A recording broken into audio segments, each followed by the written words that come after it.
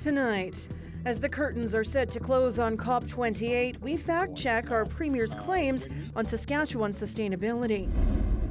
Also, survivors of intimate partner violence say that education reform could help break cycles of abuse. Plus, Regina volunteers spread the gift of warm gloves on cold winter nights. This is CBC Saskatchewan News.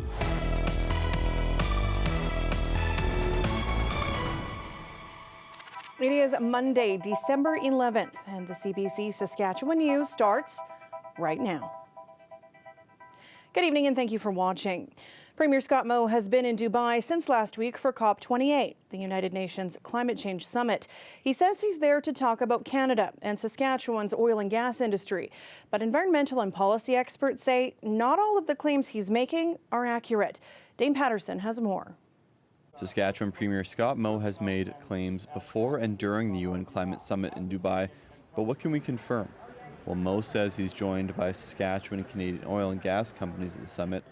He's at COP28, he says, to tell the world about that industry here. Canada has the safest and the most reliable, as well as the most environmentally sustainable oil production that you can find on Earth. In fact, if all of the oil producing countries in the world adopted environmental regulations similar to what we have in Saskatchewan, greenhouse gas emissions from oil production globally would be cut by more than 25% overnight. But researchers don't agree with all of the claims he's been making, including the claim that if other countries followed Saskatchewan's regulations, global greenhouse gas emissions would drop by 25%. The province says that's drawn from a 2018 research article, but news reports about that article were corrected in April because the information was misreported. One environmental studies researcher says that is among the claims that are inaccurate. It's absolutely patently false that Saskatchewan has a good record on the sort of environmental sustainability of its oil and gas industry. The province was unable to provide a comment about the article on Monday, but it says it has implemented a plan to reduce greenhouse gas emissions from flaring by 40 to 45% in 2025. Moe has also said federal oil and gas methane regulations would kneecap the oil and gas industry. The first planned amendments would come into force in 2027. They're supposed to help the country reduce emissions by 75% by 2030, compared with 2 decades prior. A policy expert says Moe's comment is somewhat accurate because the cap will likely lead to a higher carbon price compared with other sectors. Alaz Manzoor says it's possible to meet the caps while still increasing profit, depending on the international market. I think the fact that it is on emissions, not on production, helps protect the oil and gas sector's competitiveness partially by giving this flexibility on how they actually comply. Munzer also says the government also has to be aware of regional fairness for emission targets. Canada's oil and gas production creates the most greenhouse gas emissions in the nation, and Saskatchewan is one of its largest producers. The policy, Munzer says, has to take this into account. Dane Patterson, CBC News, Saskatoon. With that climate summit set to wrap up tomorrow, there is some dissension among participants. Many are disappointed with the draft agreement. Susan Ormiston looks at the frustration among those who have long called for a plan to phase out fossil fuels. Progress at COP28 to reach a successful agreement before the deadline has been derailed. Hours before that deadline, there was a new draft of the agreement, which didn't go far enough for people who wanted a strong statement on curtailing fossil fuels. The document, which was hailed as a huge step forward by the COP presidency, says countries could take actions including reducing both consumption and production of fossil fuels. But many were hoping for a much stronger statement, including the words phase out or phase down fossil fuels. They're calling this draft weak and unacceptable. If we want that historic outcome here at COP28 and we want this process to remain relevant, we need a much stronger articulation of the need to wind down fossil fuels and bring up clean energy. It's going to be a long night with negotiators poring over the draft to see how and what will be rewritten to make it a unanimous agreement by Tuesday, which is the deadline. But Saudi Arabia and other OPEC countries have already said they reject any mention of phasing out or phasing down fossil fuels. It's now up to the COP presidency to try to save the agreement and come to some consensus on Tuesday. Canada's Environment Minister, who has had a role in trying to find some common ground on the fossil fuel issue here, told us earlier that mentioning fossil fuels in the agreement in some way would be considered a first. It will be the first time in almost 30 years of climate change negotiations where we address the elephant in the room, our dependencies on fossil fuels. Will the text be perfect on that? I don't think so. But will it signal the fact that there is a global recognition that we need to reduce our dependencies on fossil fuels? Yes. Tomorrow we expect another draft of the document to see if the UAE can push it over the line and come to a unanimous conclusion to COP28. Susan Ormiston, CBC News, Dubai. The federal government has unveiled a new $13 billion dental care plan to help Canadians in low-income households. NDP leader Jagmeet Singh claims his party forced the Liberals to take that step as part of their confidence and supply agreement. Marina von Stackelberg has more. Nice to see you. This spring, low-income seniors will be able to visit the dentist for free if they don't already have private health coverage and make less than $90,000 a year. Services like cleanings, fillings, root canals, and dentures will all be covered. I was talking with a group of seniors who said to me, Mark, this isn't really going to happen. I've had the same dentures for decades, literally, and I don't have the money to replace them. And when I said, no, this is real, it's going to happen. The dental plan will be phased in. Applications will first open this month to older seniors, aged 87 and up. By May, those 65 and older can apply. In June, the coverage will expand to people with disabilities and anyone under 18 years old. The goal is to get all low and middle income Canadians free dental care by 2025. The cost? $13 billion, a bill the health minister says is a worthy investment. When I'm talking to oral health care professionals who are devastated by the fact that they're seeing people who, because they don't have access to care, wait until that becomes an enormous crisis in their health and they go into a hospital. The cost of that care is huge. This plan, part of a deal between the Liberals and the NDP. The New Democrats support the Liberal minority government on key votes in return for programs like this one. By working in cooperative partnership with our Liberal colleagues, New Democrats have helped secure dental care for 9 million Canadians. It's no exaggeration to say that this is the biggest expansion of public health care in Canada in many generations. What's still not clear is how dentists will sign up, how much they'll be paid, and whether or not there will be enough of them to meet demand. The Canadian Dental Association says those details will be worked out in the coming months. Marina von Stackelberg, CBC News, Ottawa. The Saskatchewan Human Rights Commission has some observations on how police do contact interviews or street checks. The Commission released a report today following up on the 2018 policy created to guide those interactions. It came after concerns, especially from those in marginalized groups who say they feel watched by police. Years later, the Commission's report suggests much work still needs to be done. But the interim Human Rights Commissioner says it's still night and day from where police were 5+ years ago. And police chiefs say they're still open to learning.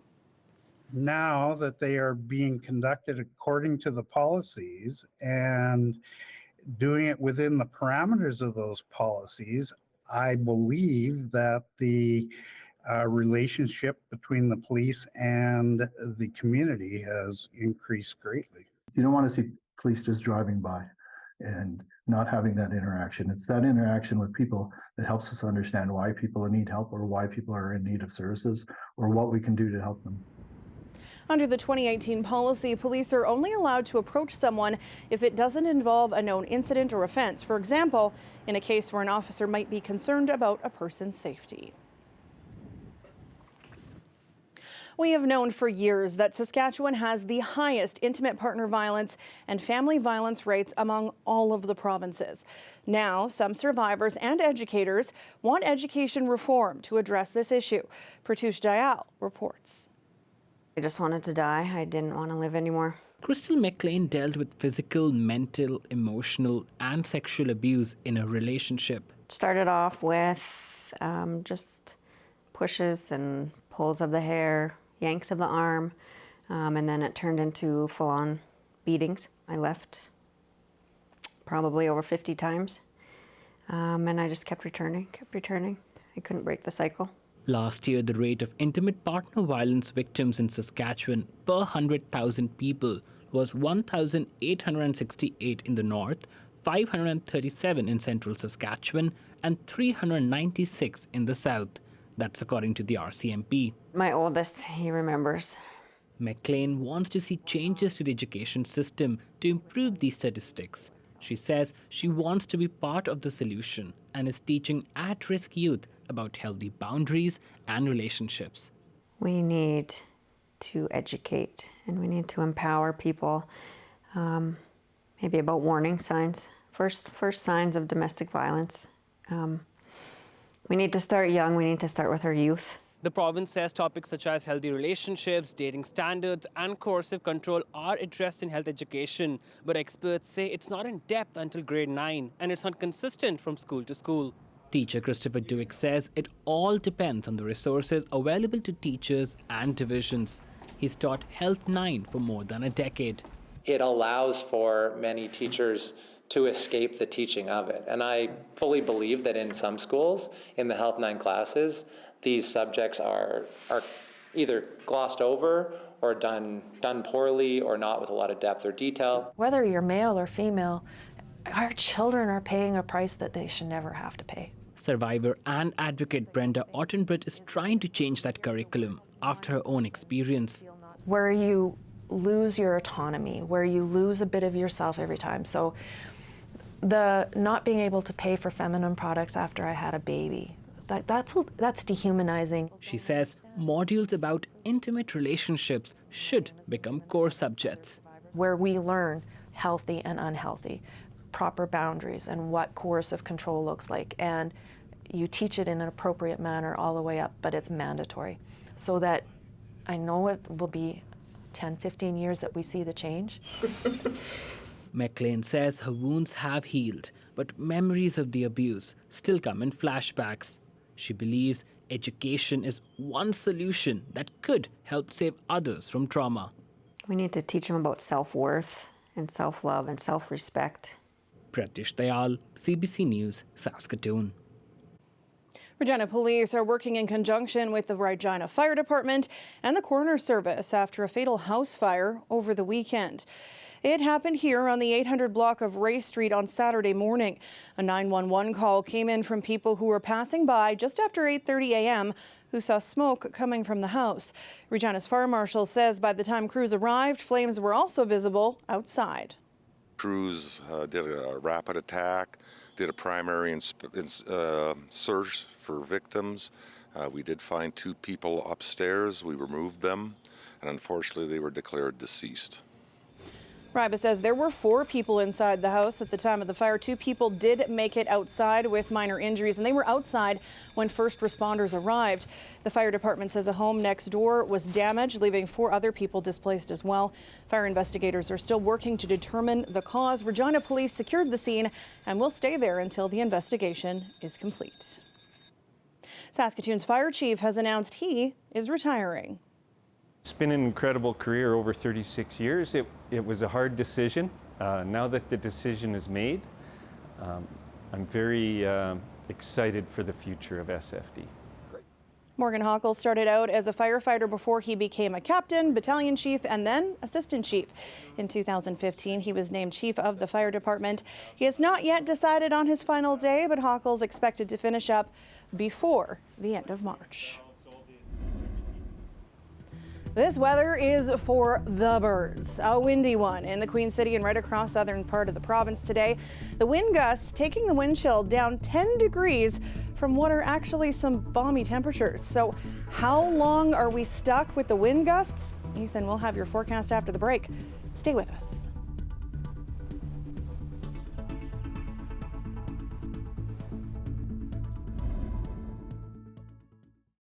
The weather update is brought to you by Capital GMC Buick Cadillac. 2023 model clearout is on now.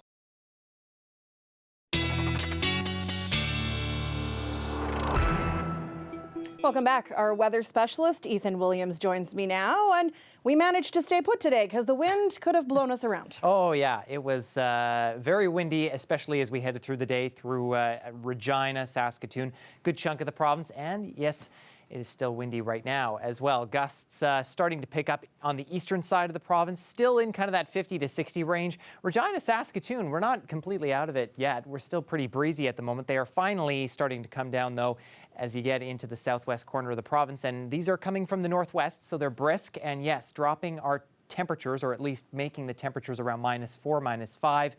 Feel closer to -14, -15 this afternoon, all because of this low pressure area, which is kind of swirling around here over northern Manitoba, which brought some snow to the north over the weekend. We are clearing out, though. Nice sunny afternoon for many of us, but our next band of cloud cover starting to move in overnight. Not going to drop any snow, though, likely. It's just going to get cloudy in the overnight hours. That clears out, though, as we head through tomorrow morning. Slightly cloudy, I think a mix of sun and cloud, though, for the north, and that will continue clouding over for you folks into Wednesday night. South and central, though, staying on the mostly sunny side, and will pretty much stay that way through all of Wednesday until Thursday. We have a little bit of a system developing in Alberta, which could bring through some snow to portions of southwestern and west central Saskatchewan. Could be snow, could also be maybe even a little bit of rain as well, as the temperatures stay quite warm. Now, winds tomorrow going to be much less gustier than today as we see that system start to move away from the province. And as we head into Wednesday, you'll notice here that they'll pick up again, but they are mostly coming from a southerly direction, so they won't be quite as brisk as we've seen. Now, of course, I mentioned it has been warm, and it looks like that is going to continue to be the case. Our jet stream showing another ridge building in here, that warm weather to the south of it continuing to move our way. That breaks down a little bit as we head toward the end of the week, but much of us still going to be to the south of that, and that warm weather just keeps going. So that's for this week, but as we look toward the week after, which includes up to Christmas Day, this is from NOAA, Weather Forecasting Agency in the United States, you can see this red here is about a 70 to 80% chance that we'll stay above normal up to Christmas. And if you kind of extrapolate that data into Canada, that likely includes much of Saskatchewan as well. We go even further. Let's go 3 months out here, December, January, February. Environment Canada says for a lot of us, there's about a 50 to 60% chance we will stay above average. And for those of you in northeastern Saskatchewan, it's even a little bit higher than that. Just how much above average? Well, this will give you a bit of a taste. Lots of positive temperatures here in Regina over these next few days as we see a little bit of breezy conditions on Wednesday, likely some possibly some snow overnight Wednesday into Thursday, but things staying calm for the most part, save for maybe Saturday, and staying quite warm and sunny. Saskatoon, not much of a different story for you folks here. We're looking for a high possibly of 4 degrees Wednesday. All of us across the province could be above freezing on that day. 5 out of the 7 days at or above freezing here, Sam. Not often we get to say that. That is bonkers. Yeah. Absolutely bonkers. Thanks, Ethan. You bet. Well, it can be annoying when someone hogs a lot of space on the beach, but no one complained to the large whale that swam up on the beach near Perth, Australia over the weekend. There were some concerns about the whale being too close to land, but it did return to deeper water after about an hour. We'll be back after the break.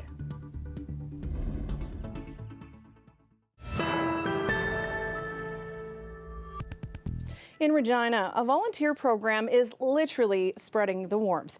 Every week, volunteers at White Pony Lodge patrol the streets in and around Regina's North Central neighborhood. They do it to pick up dangerous or drug-related items. And during their time in winter, they often come upon people in need of warm winter clothes. So they took us along on a night patrol to tell us about their solution. It's wonderful because first off, when people ask if we have gloves and we say yes, they're just happy that we have gloves. And then when we hand them a brand new pair of good quality gloves, you can see their eyes light up, and we often get, "Oh, you guys are the ones with the good ones." So they're very appreciated, they're very needed.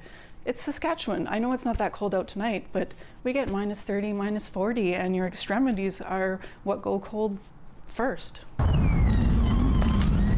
So we started doing it 4 years ago when we really noticed that one of the things that we were asked for most on patrol was gloves and mittens.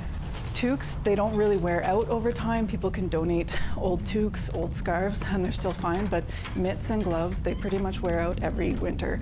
And when you're experiencing homelessness, you don't have a place to put your winter stuff year to year. So gloves and cold fingers in Saskatchewan is really one of our most requested items, and we were down to just buying dollar store gloves, or we would make mittens out of old sweaters, and we decided to try and fundraise specifically for gloves and mittens, and this is now our 4th year doing it, and it's been a success every single year. I think this will bring out your skin. Well, yeah, then it get beat up in this area. Okay, then let's get you. We've graduated from dollar store mittens and mittens made out of sweaters to gloves and mittens that retail for around $40 that we get from a company in Toronto that supplies it to us at cost. So they're really good winter gloves and mitts. They're waterproof, they dry easily, and they're hardy. They're durable, they can last the winter. Last year we were able to buy over 200 pairs of this type of glove. Shipping costs a lot, so even when I say $8 per pair of gloves, that doesn't necessarily translate into every pair, but we've raised over $2,500 each year, and we've supplied over 600 pairs of gloves to North Central residents in Regina. How long do you think the warm temperatures are going to last? We were out one night, it was December, pitch black, of course, and this one woman was so cold, she didn't have enough winter clothing of any kind, and she was pushing a shopping cart, and when I held her hands, they were like absolute ice, and all we could do for her was wrap up her hands in scarves and hats and elastic bands and send her on her way and hope she was going to be okay. And I just felt in my heart that she was going to lose some fingers that year. So even though that's not really the experience that comes to my mind from what we've been able to accomplish, I know that if we were to run into a woman like that today, or a man, or anybody, we would have a good solution to offer, and they would be warm.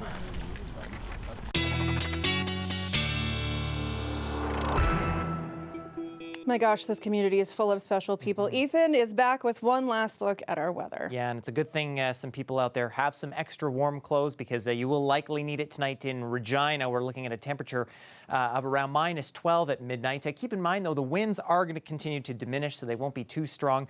Tomorrow morning, we're starting off on a chilly note. Note, though, that this is pretty much normal for this time of year, with a little bit of wind, going to be feeling closer to -23. The clouds building in the morning a bit, but then they'll be gone by the afternoon. For the most part, we'll jump up quickly in terms of temperatures around -3. And a similar story in Saskatoon. A little bit more cloud cover for midnight, but by tomorrow morning, most of those clouds gone again, feeling like -20. And by the afternoon, a sunshiny day, we're looking for -4. And good news, Sam, those winds look to be staying down as well. Bye-bye wind gusts. See you later. All right, thanks, Ethan. You bet. And that is it for us tonight. For news anytime, you can always head to cbc.ca/sask. You can subscribe to the CBC Saskatchewan YouTube channel, or download the CBC News app on your phone or tablet. Thank you so much for watching. Have a great night.